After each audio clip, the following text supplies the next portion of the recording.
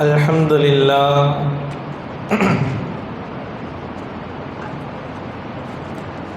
نحمده ونستعينه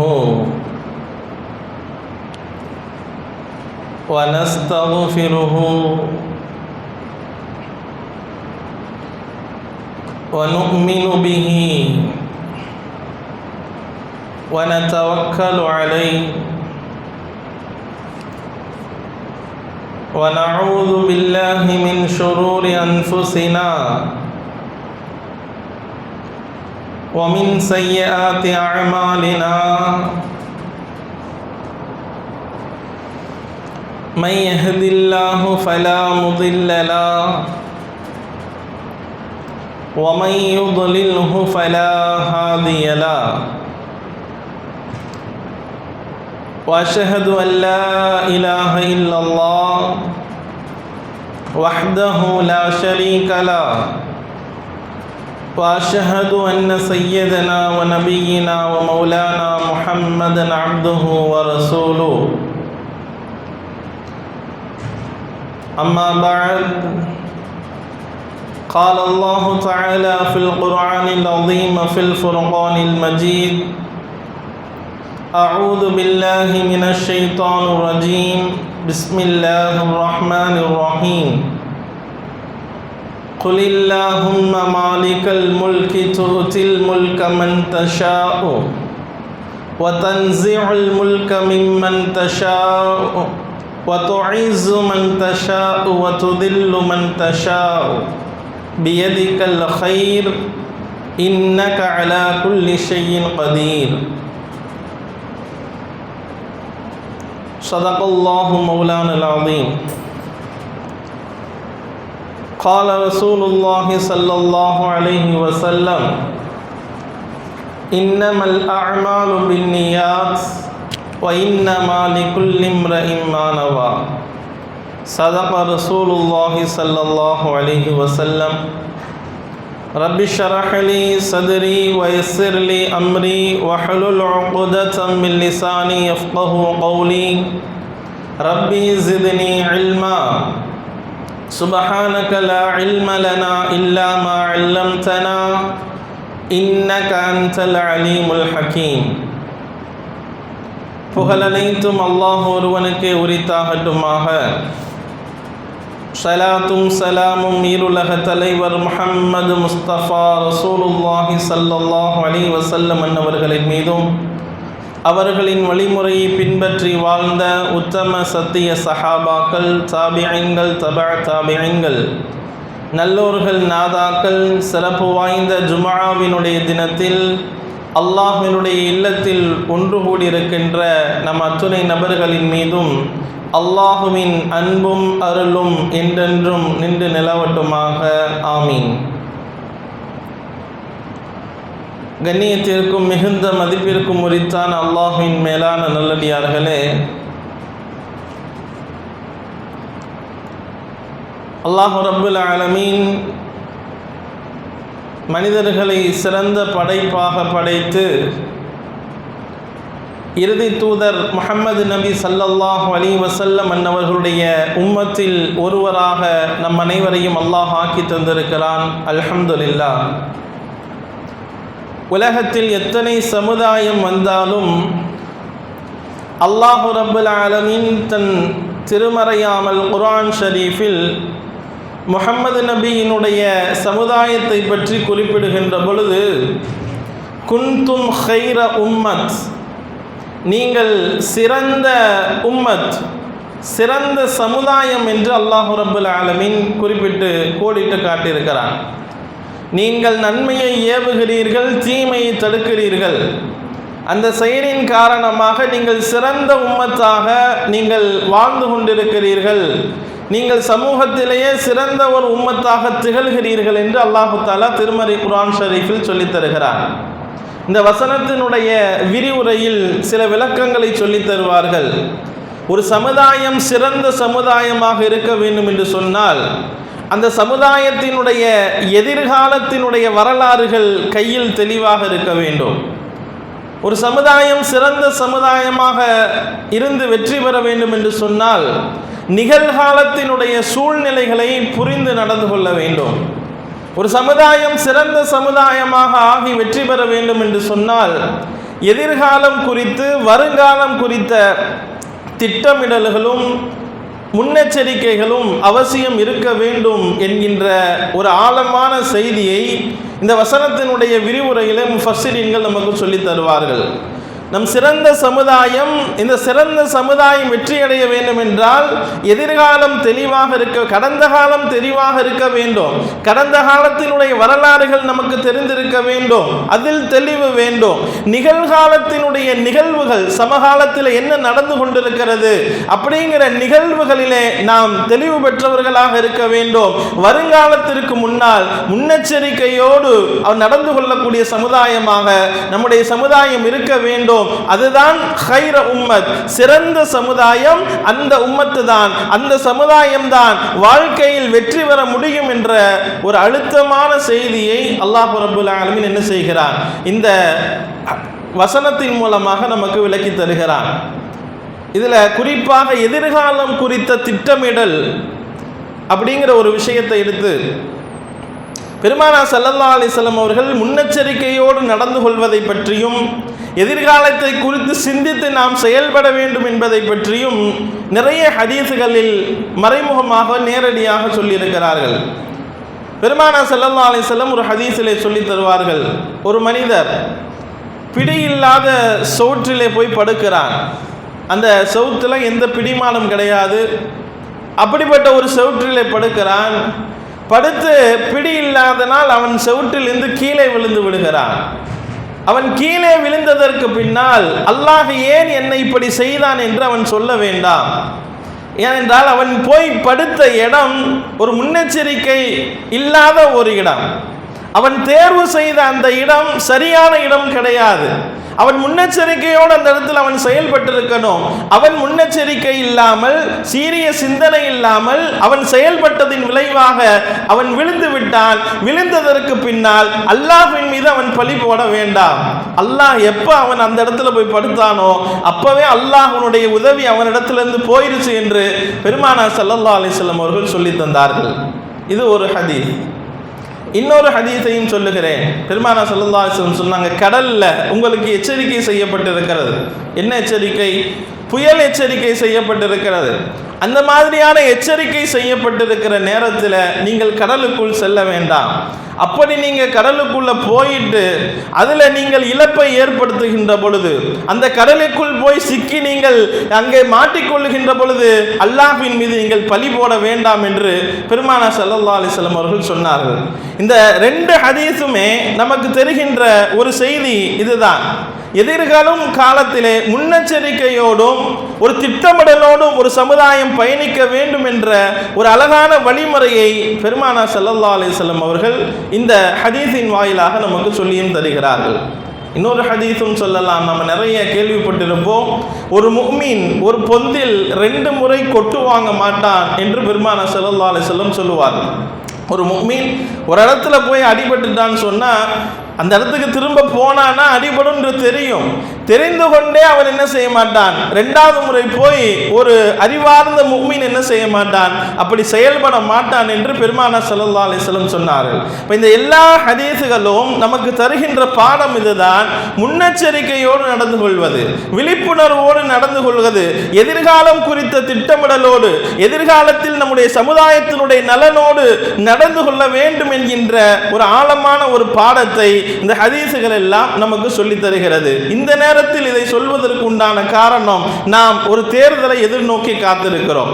நாம் எல்லாம் வாக்குரிமையை நிறைவேற்றுவதற்காக வேண்டி ஒரு எதிர்நோக்கி காத்திருக்கிறோம். கடந்த காலம் எப்படியோ, அடுத்த காலம் எப்படியோ, இந்த நிலையில் நம்முடைய நிலைகள் என்ன, நம் சமூகத்திற்கு எது தேவை, இந்த இடத்துல நாம் அழுத்தமாக பதிவு செய்வேன்.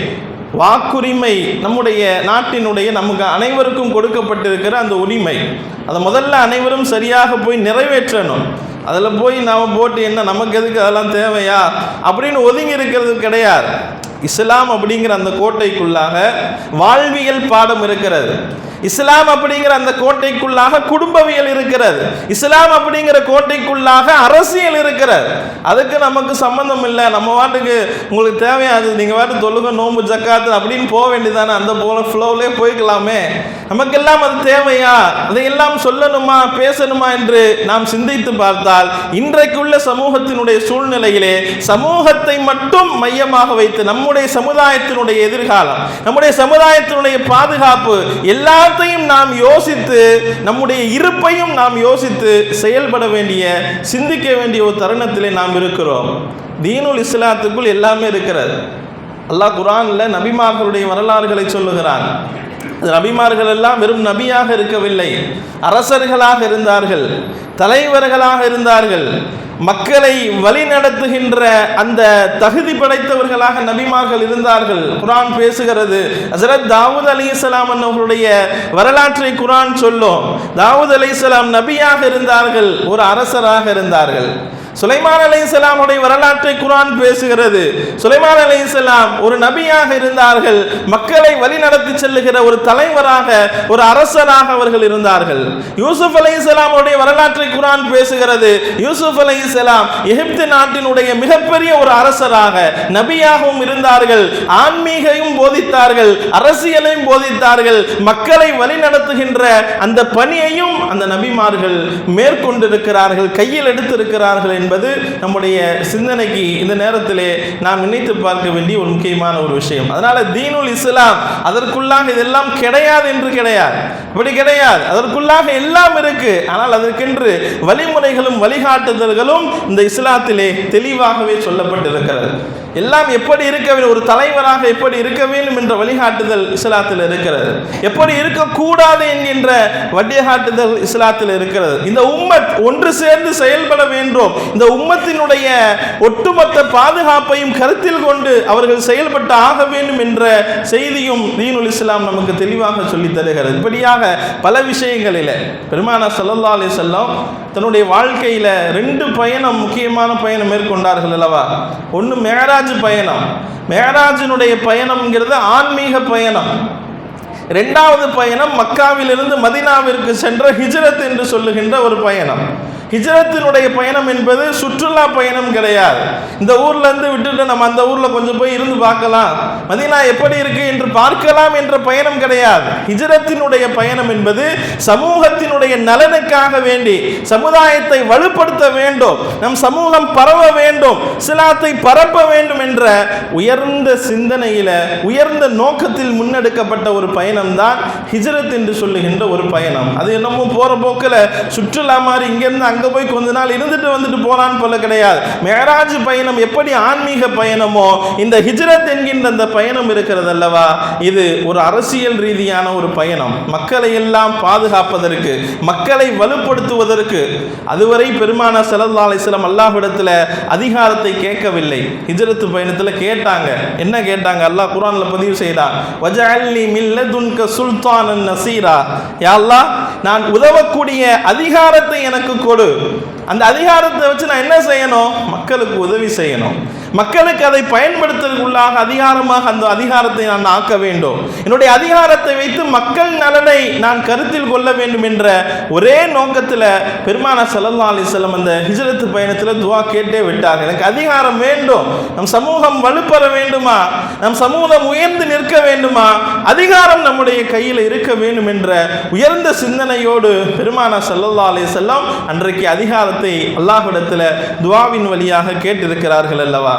அருமையானவர்களே, திருமறை குர்ஆன் ஷரீஃப் ஆட்சியாளர்களை பற்றி பேசும். எப்படிப்பட்ட ஆட்சியாளர்கள், ஏன்னா இதெல்லாம் நம்ம குர்ஆனில் ஹதீஸில் வருகின்ற இந்த நேரத்தில் நம்முடைய சிந்தனைக்கு சில செய்திகளை சொல்ல வேண்டும் என்பதற்காக வேண்டி சொல்லுகிறேன்.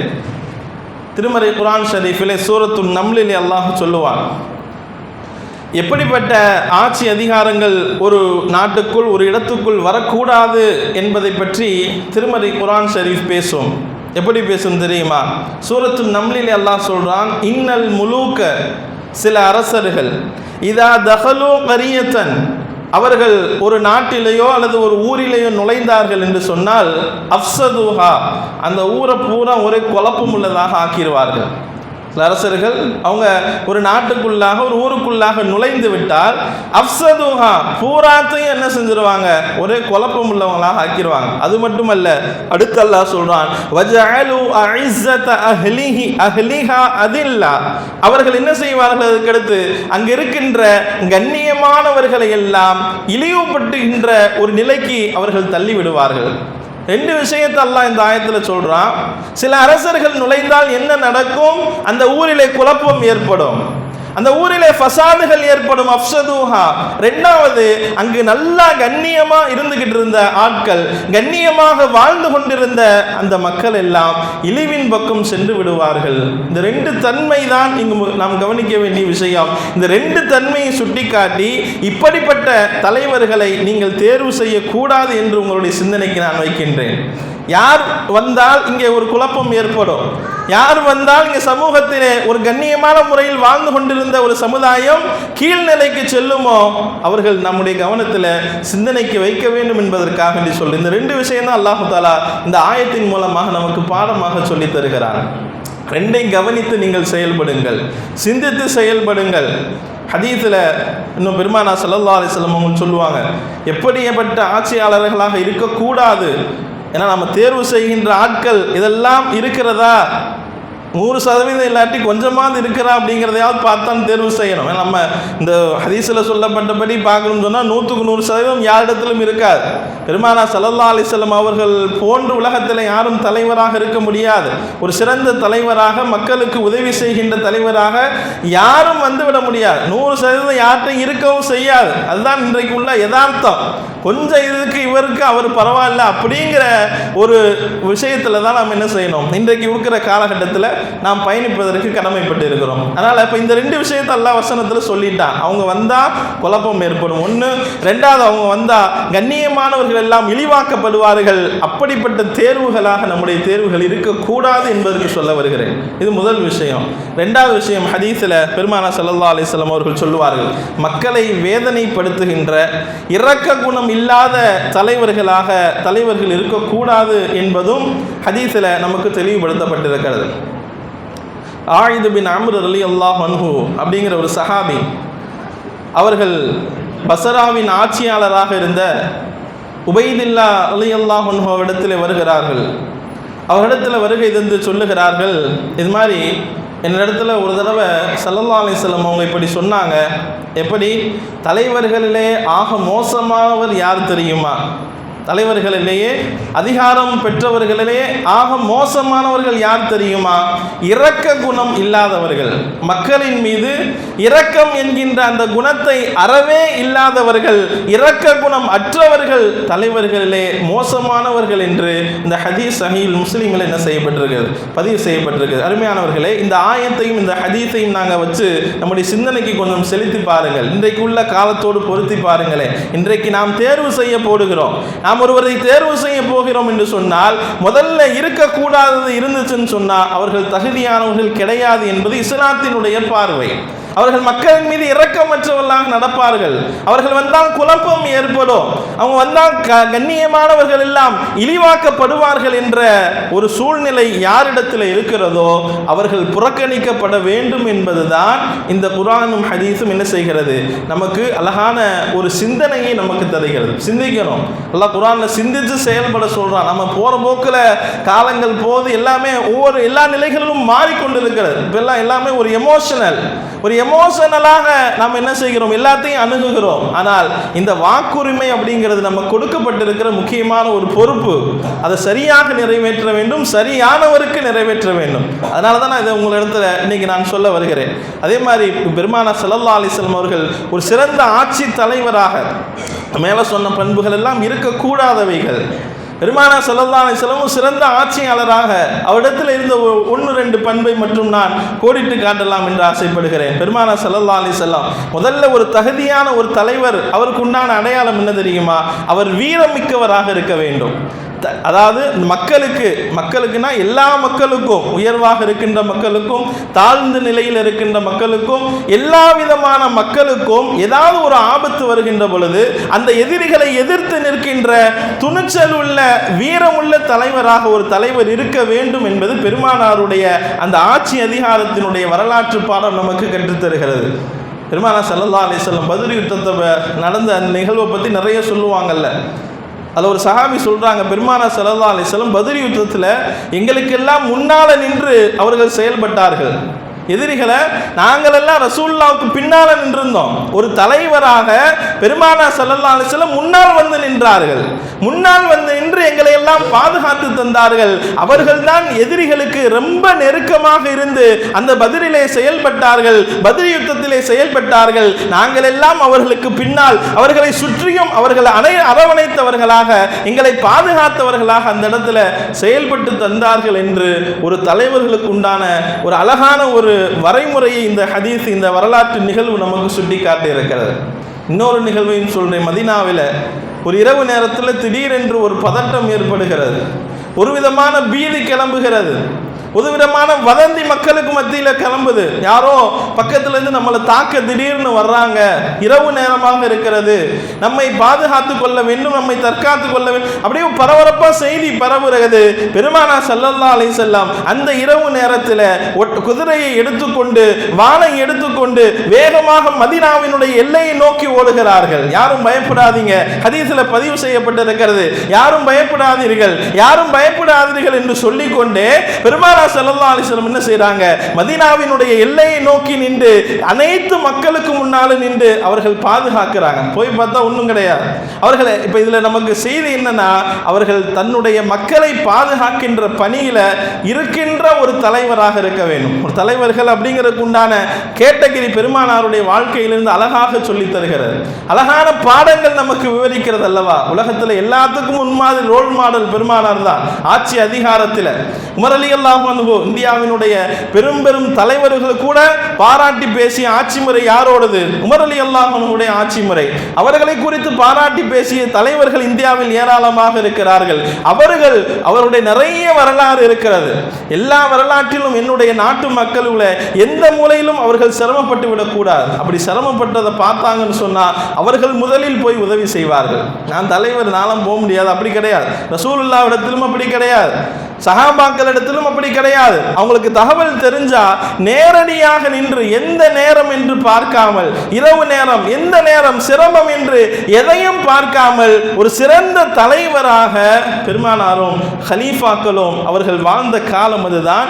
எல்லா மக்களுக்கும் பாதுகாப்பு இருக்க வேண்டும் அப்படிங்கிற ஒரு சூழலில் வாழ்ந்தவர்கள். நாம் தேர்வு செய்கின்ற பொழுது இந்த நிலை 100% ஒருவர்கிட்ட இல்லாட்டியும் கூட கொஞ்சமாவது யாரிடத்தில் இருக்கிறது என்பதை பார்த்து நாம் தேர்வு செய்து நம்முடைய வாக்குரிமையை பதிவு செய்ய வேண்டிய கட்டாயம் காலத்தினுடைய சூழ்நிலையில் இருக்கிறது. மக்களை பாதுகாக்கின்ற தலைவர்கள், மக்களை, அனைத்து தரப்பு மக்களை பாதுகாக்கனா குறிப்பிட்டவர்களை மட்டும் எடுத்துக்கொள்வது கிடையாது. அனைத்து தரப்பு மக்களை, நம்முடைய இந்தியாவினுடைய நிலைமை பன்முகத்தன்மை கொண்ட ஒரு தேசம். அதனுடைய அந்த சித்தாந்தங்களுக்கு விளைவை ஏற்படுத்தக்கூடிய, பாதிப்பை ஏற்படுத்தக்கூடிய எந்த சூழ்நிலைக்கும் நாம் வழிவகுத்து விடக்கூடாது என்பதை இந்த நேரத்திலே நாம் சிந்தனைக்கு கொள்வதற்கு கடமைப்பட்டிருக்கிறோம். அப்போ ஒரு தலைவர் வீரமானவராக இருக்க வேண்டும், ஒன்று. ரெண்டாவது, நீதமானவராக இருக்க வேண்டும். நீதம், அனைத்து மக்களிடத்திலும் நீதமாக, எல்லா சமுதாய மக்களிடத்திலும் நீதவான்களாக. இதெல்லாம் இன்றைக்கி ரொம்ப தேடி பிடிக்கிறது ரொம்ப கஷ்டம் இன்றைக்கி உள்ள காலகட்டத்தில். ஆனால் ஸல்லல்லாஹு அலைஹி வஸல்லம் அவங்க வாழ்ந்தாங்க. நாம் நிறைய கேள்விப்பட்டிருப்போம் அல்லவா. பெருமானார் ஸல்லல்லாஹு அலைஹி வஸல்லம் இந்த ஹதீஸை நிறைய கேட்டுப்பட்டுருவோம். ஒரு பெருமானாருடைய நீதம், இதை எல்லா தலைவர்களும் படிக்க வேண்டும். அவர்கள் சொன்ன அந்த வார்த்தை அனைவருடைய, ஒரு தலைவராக இருக்கக்கூடிய அனைவருடைய உள்ளத்திலும் ஆழமாக பதிய வேண்டும். மஹ்சூம் என்ற கோத்திரத்தை சேர்ந்த ஒரு பெண் திருடி விட்ட அந்த பெண்கிறவங்க கொஞ்சம் பெரிய ஃபேமிலி, அந்த ஊரில் கொஞ்சம் மதிக்கத்தக்க ஒரு ஆள்னு வச்சுக்கங்களேன். அவருடைய குடும்பத்திலேருந்து ஒருவர் திருடி விட்டதற்காக வேண்டி அந்த திருட்டுக்கு உண்டான குற்றம் அவருடைய கையை வெட்ட வேண்டும் என்பது இது முடிவு செய்யப்படுகிறது. இப்போ அவங்க குடும்பத்தார்கள், கோத்திரத்தாரெலாம் பேசுகிறாங்க, ரசூலுல்லாஹ்ட்ட யாராவது ஒரு நாள் போய் பேசலாமே, கொஞ்சம் அவங்க பெரிய ஆள், கொஞ்சம் பார்த்து ஏதாவது பண்ணுங்க, அவங்களுக்கெல்லாம் வேணாம், ஏதாவது சொல்லி சமாளிக்கலாமே அப்படின்னு பேசி அவங்கெல்லாம் ஒரு முடிவுக்கு வராங்க. ஒரு சஹாபியை தேர்வு செய்கிறார்கள். சஹாபியை தேர்வு செய்து அவங்கள அனுப்புகிறாங்க. போங்க ரசூல் அனுப்பி கொஞ்சம் பேசுங்க, அவங்களுக்காக சிபாரிசு செஞ்சு பேசுங்க, கையை வெட்ட போகிறாங்களாம் அப்படின்னு சொல்கிறப்ப பெருமானார் ஸல்லல்லாஹு அலைஹி வஸல்லம் இடத்துல போய் சொன்னாங்க. அந்த சஹாபி சொன்ன உடனே பெருமானாருடைய முகம் மாறுகிறது.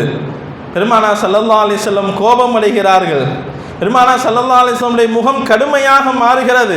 மாறி ஒரு வார்த்தை சொன்னார்கள், உங்களுக்கு முன்னால் வாழ்ந்த சமூகம் அழிந்ததெல்லாம் எதனால் தெரியுமா?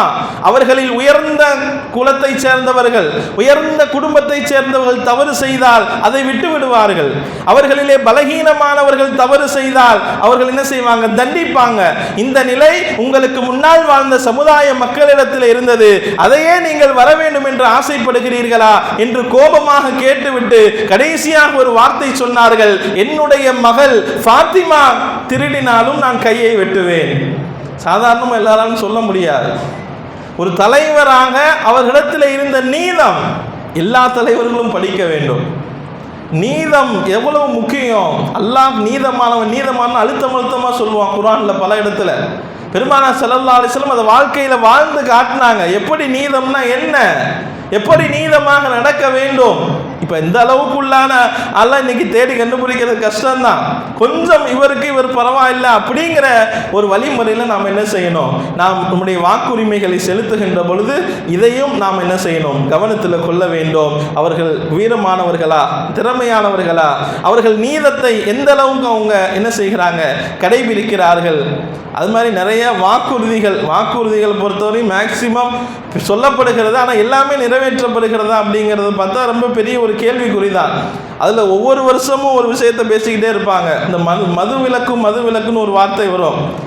பல வருஷங்களாக அது தொடர்ந்து சொல்லப்பட்டு கொண்டே இருக்கிறது.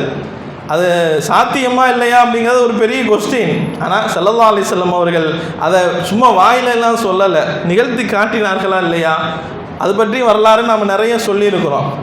எப்படியெல்லாம் அவர்கள் குடித்து கொண்டிருந்தார்கள், எப்படியெல்லாம் அவர்கள் ஆரம்பத்தில் போதையில் மூழ்கி கொண்டிருந்தார்கள், எப்படி அவங்க மாறினாங்க, எல்லாத்தையும் நாம் ஹதீஸ்களை பார்க்குறோமா இல்லை? ஒரு தலைவராக அந்த சமூகத்தை பண்படுத்தினார்கள், அந்த நிகழ்த்தி காட்டினாங்க, வாயில சொல்லலை, நடைமுறைப்படுத்தினார்கள். மதுவை ஒழித்தார்கள், வட்டியை ஒழித்தார்கள், எல்லா இனபேதம் அனைத்தையும் பெருமானார் ஸல்லல்லாஹு அலைஹி வஸல்லம் ஒரு தலைவராக இருந்து ஒழித்து காட்டினார்கள், வெற்றி அடைந்தார்கள் என்பதுதான் ஒரு ஆட்சியாளர்களுக்கு உண்டான, ஒரு தலைமைக்கு உண்டான அழகான பண்பு பெருமானார் ஸல்லல்லாஹு அலைஹி வஸல்லம் இந்த வாழ்க்கை வழிமுறையிலிருந்து என்ன செய்கிறது? நமக்கு உணர்த்தி காட்டுகிறது. கண்ணியமிக்கவர்களே, அதனால் இந்த நேரத்தில் நாம் வாக்குகளை செலுத்த இருக்கிறோம். முதல்ல வாக்கு எல்லாருக்கும் உண்டான உரிமை. நமக்கு எதுக்குன்னு யாரும் ஒதுங்க வேண்டாம். நம்ம சமூகத்தில் வாக்கு செலுத்துவது கொஞ்சம் முக்கியத்துவம் கொடுத்து நாம் எந்திரிச்சு போய் போடணும், ஓட்டு போடணும், நம்ம எதுக்கு போய் போட்டுக்கிட்டு அப்படின்ட்டு யாரும் ஒதுங்கி விடக்கூடாது. வாக்கு செலுத்தணும். வாக்கு செலுத்துவது அப்படிங்கிறது தஃப்சீரில் ஒரு செய்தி எழுதுவாங்க, மஆரிஃபுல் குர்ஆன் அப்படின்னு சொல்லுகின்ற ஒரு தஃப்சீர். அதில் இந்த வாக்கு செலுத்துதல் சம்பந்தமாக ஒரு விரிவான விளக்கத்தை சொல்லித் தருவார்கள் முஃப்தி ஷஃபி சாஹிப் ரஹ்மத்துல்லாஹி அலைஹி அவர்கள். ஒரு நீண்ட விளக்கத்தை சொல்லுவாங்க. அதில் ஒன்று என்ன சொல்கிறாங்க தெரியுமா? நீங்கள் வாக்கு செலுத்துதல் அப்படிங்கிறது அது ஒரு அமானிதம், உங்களுக்கு அமானிதமாக கொடுக்கப்பட்டிருக்கிறது. அந்த அமானிதத்தை அல்லாஹ் குர்ஆன்ல என்ன சொல்றான்? இன்னல்லாஹ யஅமுருக்கும் அன் துஅத்துல் அமானாத்தி இலா அஹ்லிஹா. நீங்கள் உங்களுக்கு கொடுக்கப்பட்டிருக்கிற அமானிதத்தை சரியான முறையில் அதை உரியவர்களிடத்திலே பயன்படுத்துங்கள் என்று சொல்லியிருக்கிறானே, அதே போன்றுதான் இந்த வாக்குரிமை அப்படிங்கிறது நமக்கு கொடுக்கப்பட்டிருக்கிற ஒரு அமானிதம். அதை சரியாக முதல்ல போய் நிறைவேற்ற வேண்டும், ரெண்டாவது சரியான ஆட்களிடத்தில் நிறைவேற்றணும். அது ரெண்டுமே நாம் என்ன செய்யணும்? கவனிக்க வேண்டிய ஒரு விஷயம். இந்த சமூகத்தில் யாரும் ஒரு எமோஷனலாக இந்த வாக்குரிமை ஆகிவிடக் கூடாது. உணர்ச்சி வசப்பட்டு உணர்விலே வெளிப்படுகின்ற நிகழ்வாக இந்த வாக்குரிமை, வாக்கு செலுத்துதல் என்பது ஆகிவிடக் கூடாது. நாம் ஒரே ஒரு விஷயத்தை உங்களுக்கு சொல்றேன், நம் சமுதாயத்தினுடைய நலனை மாத்திரம் நீங்கள் சிந்தித்து வாக்குரிமை செலுத்துங்கள். குறிப்பாக அடுத்து புதிதாக வாக்களிக்கக்கூடிய வாக்காளர்கள், இளம் தலைமுறையினர்கள், வாலிபர்கள், உங்களுக்கு அன்பான வேண்டுகோள், நாம எதிர்காலத்தினுடைய சமூகத்தை தான் நாம என்ன செய்யணும்? கையில் எடுக்க வேண்டும். நம் சமூகத்தினுடைய நலன் தான், அதுக்கப்புறம் தான் கட்சி அரசியல், அதுக்கு பின்னால முதல்ல தீன். ஒரு முஃமினை பொறுத்தவரை நம்ம இடத்துல உயர்வாக இருக்க வேண்டிய முதல்ல தீன், மார்க்கம் தான். அதுக்கு பின்ன அதை தூக்கி போட்டு நீங்க எந்த இதுல போனாலும் எந்த நிகழ்ச்சியில போனாலும் ஒன்றுமில்லை, வேஸ்ட். முதல்ல தீனை நாம் என்ன செய்யணும்? உயர்வாக மதிக்க வேண்டும், உயர்வாக கருத வேண்டும். இரண்டாவது நம்முடைய உம்மத், சமூகம், சமூகத்தினுடைய பாதுகாப்பு. இந்த ரெண்டு விஷயத்தையும் நீங்கள் கவனத்தில் செலுத்துங்கள். கவனத்தில் வச்சு உங்களுடைய அந்த வாக்குரிமையை பரிபூரணமாக செலுத்துங்கள். அது சிதறியது என்று சொன்னால் நாம் எதை எதிர்பார்க்கிறோமோ அது நடக்கும் என்பதில் எந்த மாற்று கருத்தும் கிடையாது. எல்லாம் வல்ல அல்லாஹ் ரப்புல் ஆலமீன் சிந்தித்து செயல்படக்கூடிய நசீபை நம் அனைவருக்கும் அல்லாஹ் தந்தல் புரிவானாக. வாஹிரு தஅவானா அல்ஹம்துலில்லாஹி ரப்பில் ஆலமீன். கண்ணியமிக்கவர்களே, வருகின்ற 19ஆம் தேதி கும்பகோணம் அல்லமீன் ஸ்கூலில் 10, 11, 12ஆம் வகுப்பு முடித்த மாணவ மாணவிகளுக்கு வழிகாட்டு நிகழ்ச்சிகள் இன்ஷா அல்லாஹ் காலை 9 மணி முதல் அல்லமீன் மெட்ரிகுலேஷன் மேல்நிலைப் பள்ளியில் நடைபெற இருக்கிறது. மாணவ மாணவிகள் அனைவரும் தவறாமல் கலந்து அதில் பயனடையுமாறு கேட்டுக்கொள்ளப்படுகிறார்கள். அதே போல் நமது ஊரினுடைய